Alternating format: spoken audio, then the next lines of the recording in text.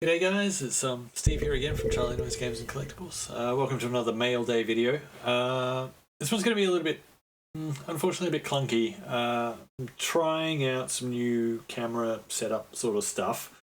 Running an app from my phone, which is allowing me to use my phone as what's it called, Droid Cam. That's it. Which allows me to use my phone as a webcam. Now, there's no option to sort of flip the image, unfortunately, so everything you see is going to be kind of back to front.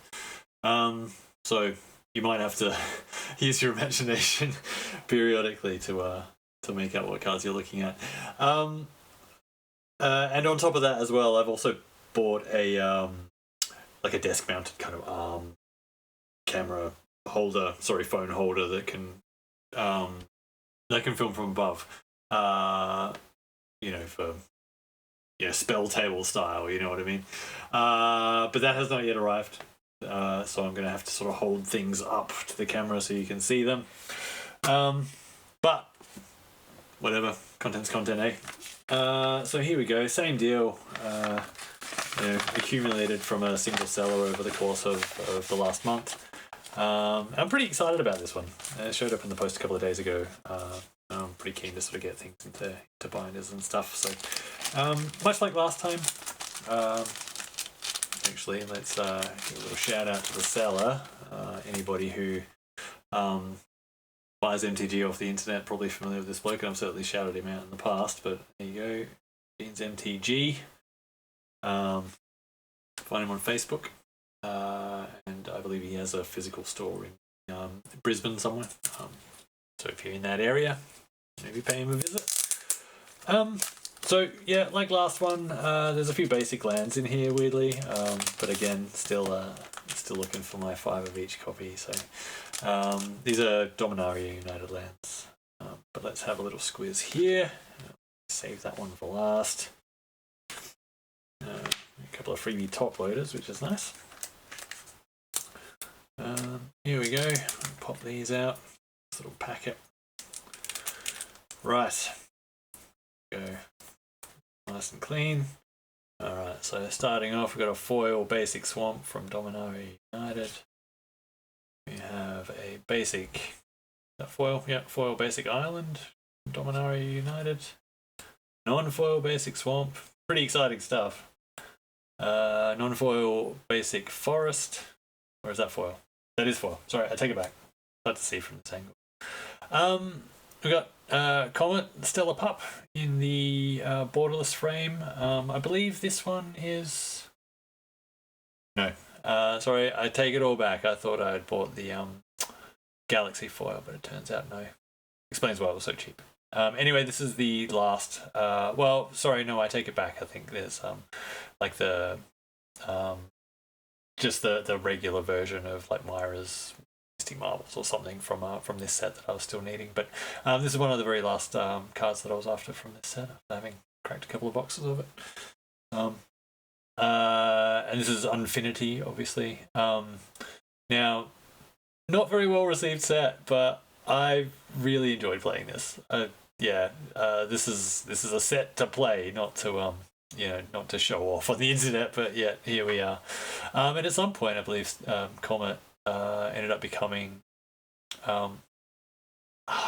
it was playable in something because it became expensive. It went up, it sort of soared past about $20, but has since kind of come back down again. I think I paid like $9 for this or something.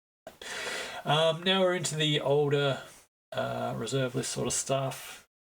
A couple of there's this one, Paradigm Shift. I only had a single copy of this, so I picked up another couple of these on the cheap.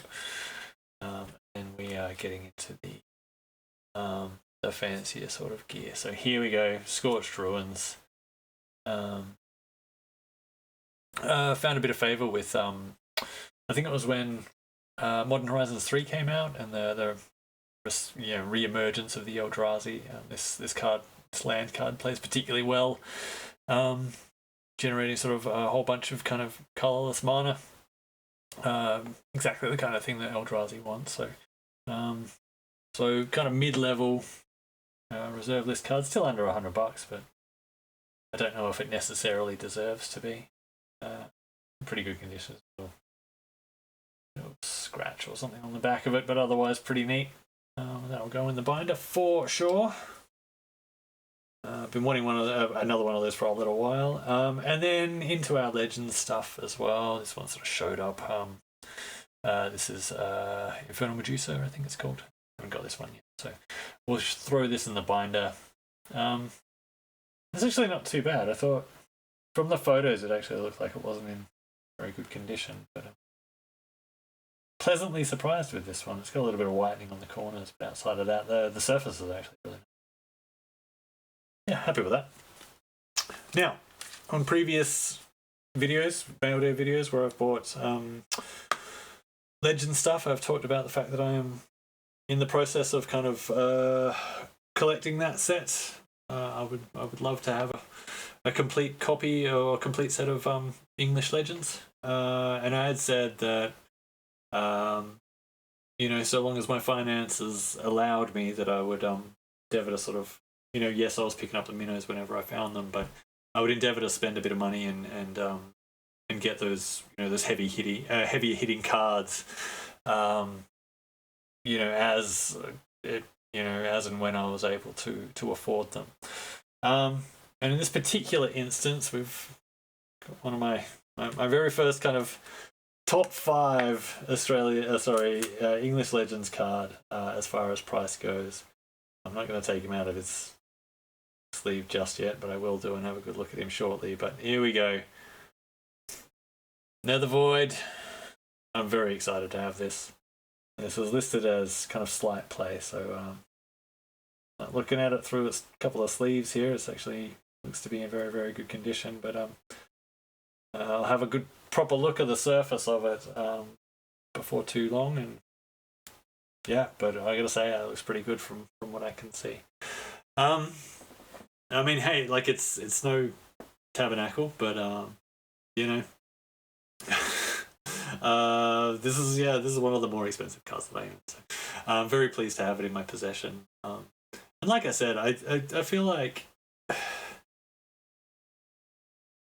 with the big run up in collector boxes in Magic the Gathering and the run up in price on all the Pokemon stuff, and now everybody's, you jump on YouTube and all those Poke Bros and all the Poke finance people and stuff. They're talking about this big crash that they're undergoing at the moment.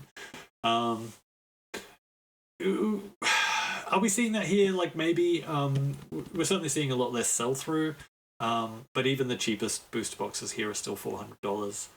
So you're looking at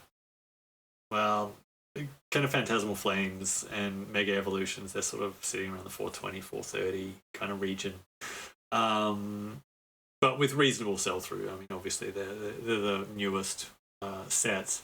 But then Scarlet Violet era, you're looking at Paradox Rift and SV Base are both still around the $400 mark, and then it sort of goes up from there. But you're not moving multiple boxes per day. It's now down to like 1 or 2 a week now. So as we approach Christmas, those prices are going to come down. Who knows? But anyway, I've alluded to this in a previous video. I think these prices have been bought up as far as is kind of reasonable at the moment. I mean, that's not to say they won't go up in the future. We'll have a little lull, we'll have an accumulation period, and we'll have a retracement, and then who knows, next year after that, renewed interest on those prices will go up again. But I think in the meantime, there's a lot of money that's kind of sloshing around that people are becoming a little bit gun shy in spending that money on modern day Pokemon and Magic the Gathering collector boosters, with obviously the caveat that Avatar is doing great guns. It's that's sort of heading up towards the $1,000 a box for collector boxes now, but who knows? I think you're. Do you guys ever watch MTG Moxman? Every week he does a top 10 sort sales in the reserve list kind of thing, and he talks like by volume, if that kind of makes sense. Like he doesn't sort of go by the value of the individual cards or whatever, but he's got a lot of fingers in a lot of pies, and he talks to a lot of people like LGS owners and stuff like that, and gets details and stats on the sales of reserve list cards throughout that week. And you can see it on MTG stocks that when there's a buyout of a specific card, or if people are taking a sort of particular interest in a card, that over one day to the next the price might rise kind of 10, 15, 20% or whatever, and that'll show up on what's called their interests page. And those are the kind of cards that he'll kind of illustrate during his kind of top 10 sales of the week kind of thing. Because it takes a good number of sales to kind of like move the prices of these cards, right? So if one shows up on MTG stocks interests, chances are it's sold enough copies to make it into the top 10.